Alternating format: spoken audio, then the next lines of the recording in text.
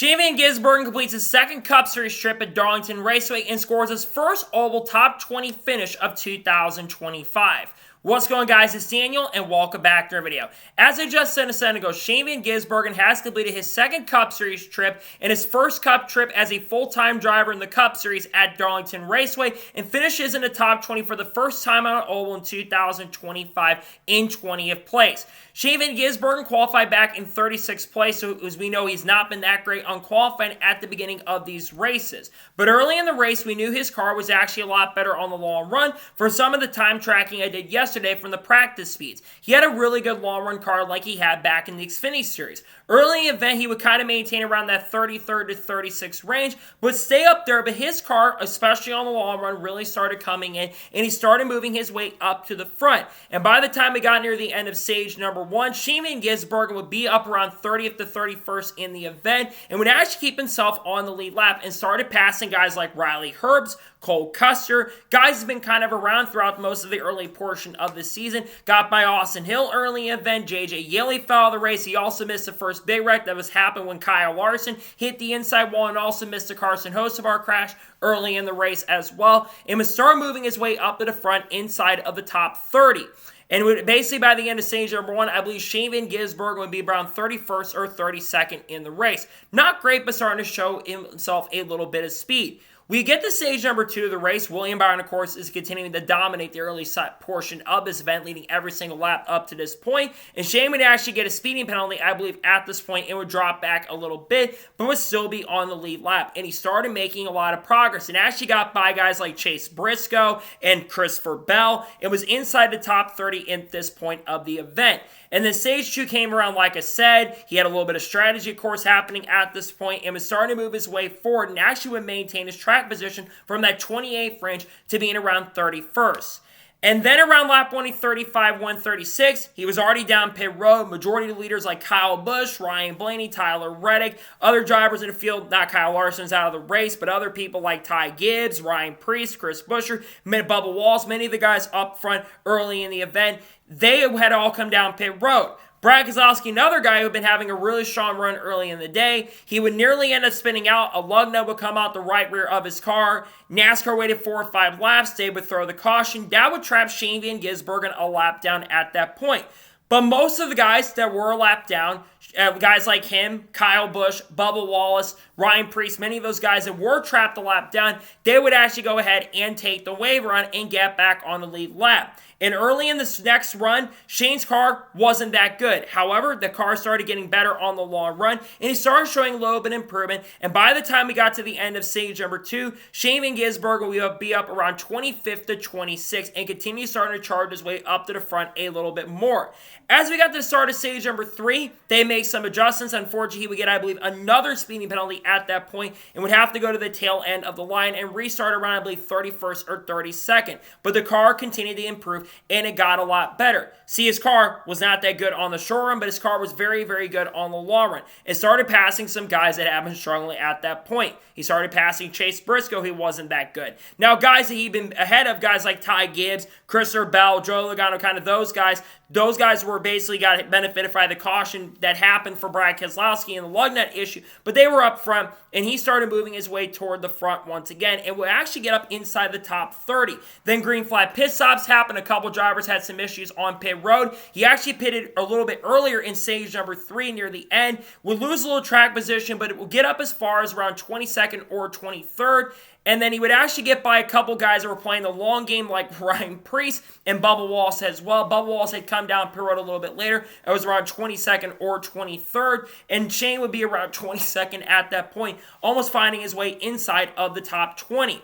And then eventually, with around 25 to 30 laps to go, he would get a really good run on Ryan Preece and start getting by him, and would move up inside of the top 20 and would stay there, and was actually catching guys like Eric Jones and AJ Allmendinger on the long run, as his car was really strong on the long run.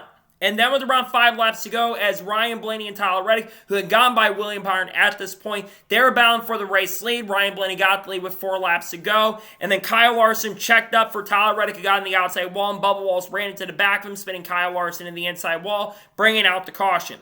Everyone would come down pit road. Shane would come off pit road around 19th or 20th, actually 21st, because his pit stop wasn't that great, and would restart as the last car on the lap in 21st place. And then on the final restart of the race, Denny Hamlin got a really good run and was able to clear for the race lead. Shane would restart around 21st. He'd get by Bubba Wallace in the final couple laps. He tried to get around guys like Noah Gragson, Eric Jones, AJ Allmendinger, all those guys, but couldn't get by him, as coming off the final corner, Denny Hamlin will come off and win the race and pick up a second straight win of 2025, and Shane Van Gisbergen would come off the corner and cross the line in 20th place. All things considered, this is probably the best collective overrun that Shane Van Gisbergen has had as a full-time driver this year outside of the super speedways, where he actually showed some really good speed at Atlanta but got taken out in a crash on the last lap of the event. I think Shane, honestly, all things considered, considering the Trackhouse cars were not that great, granted, we saw some decent speed for Ross Chastain, but Daniel Suarez was not that great. There were times where Shane was ahead of Daniel Suarez. Today was one of the better runs that SVG has had, because this year, let's be real, it has been a little bit of struggle for Shane. We take a look at the stats. Daytona 500 got caught up in some incidents, finished many laps down in 33rd. Atlanta got caught up in the last lap crash, finished 23rd. Coda was the best run he's had all year, had one of the strongest cars in the field, because we all know he's great at road courses. He finished in 6th. Phoenix got caught up in a big crash. He finished 31st there. Vegas had multiple tire issues. He finished 34th there. Homestead just had no pace and speed, was around Ross Chastain. He finished 34th, second. And Martinsville had multiple tire troubles while trying to get in the top 25. He finished in 34th. But today, outside of speeding penalty issues, this was a good run for Shane. And he improved throughout the race, kind of like he did in the NASCAR Xfinity Series. Because last year, if you remember back to the fall race at Darlington, Shane almost got a top 5 finish and was running 4th or 5th before the final caution. I still believe he finished in 7th.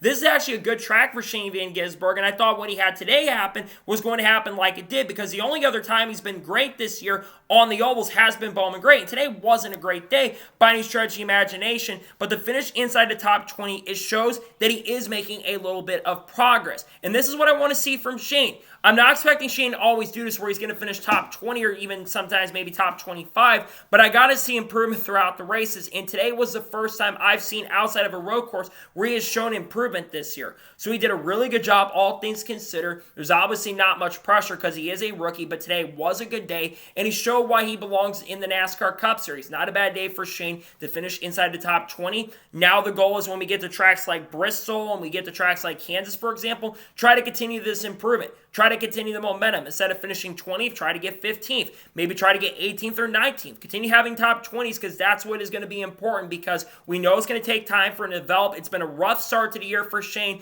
Today, though, was a really good run for the drivers under the Red Bull branding. Good run from all things considered. Just like his Red Bull teammate Connor Zilic actually had a great run yesterday in Xfinity, who probably will be replacing Daniel Suarez next year in that car. Today was a really good day for SVG for his standards, and comes home with a top 20 finish. So not a bad day, all things considered, for the driver of this car. Hasn't been a great year for the team, but still got a lot of work to do. I kind of feel like this could be very similar what happened last year with Zane Smith. I compare Shane's early portion of the year to how Zane was last year. Zane really struggled majority of the early portion of the year, and then he improved. I think that's the same thing that's going to happen for Shane. Today was a good run for him for his standards. Good to see him finish inside the top 20 and get a top 20 finish in 20th. A good day, all things considered, for the driver, the 88. He's still got a lot of work to do. Get up there. Guys like Kyle Larson, Kyle Busch, Bubba Wallace, Brad Keselowski struggled today, didn't have a good run. Other drivers like Tyler Reddick, Denny Hamlin, William Byron, who dominated the race today, Ryan Blaney, Joey Logano, Ty Gibbs, all those good people. He'll have to kind of go after those guys, Christopher Bell as well, and I think about other people like Carson Osborne, Michael McDowell, too, down the road. So, that is going to be today's video on Shane Van Gisbergen. I want to thank you guys for watching. Please subscribe to the channel, notifications on, so if when a video does go live on my channel.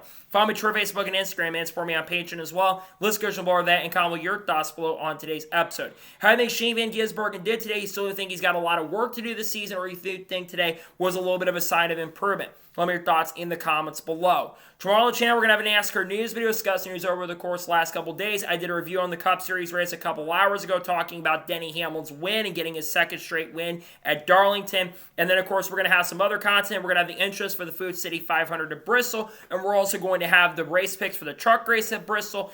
And then, of course, on Wednesday, we'll have a NASCAR news video in the Xfinity Series race picks. We're going to have content coming out of people like Haley Deegan, Shane Van Gisbergen, Carl Kirk Busch, Kyle Busch, Bubba Wallace, Ross Chastain, Daniel Suarez, Kyle Larson, Chase Elliott, Ryan Blaney, Riley Herbst, Connor Zilch, Junior Motorsports, Eric Almirola, Sam Mayer, Sheldon Creed, Clay Farland, all the good stuff we'll be talking about on the channel in the coming days and weeks. So anyways, like I said, I want to thank you guys for watching today's episode, and I'll see you guys next time for more great, awesome NASCAR content, other motorsports content on the channel like this. Take care, everybody.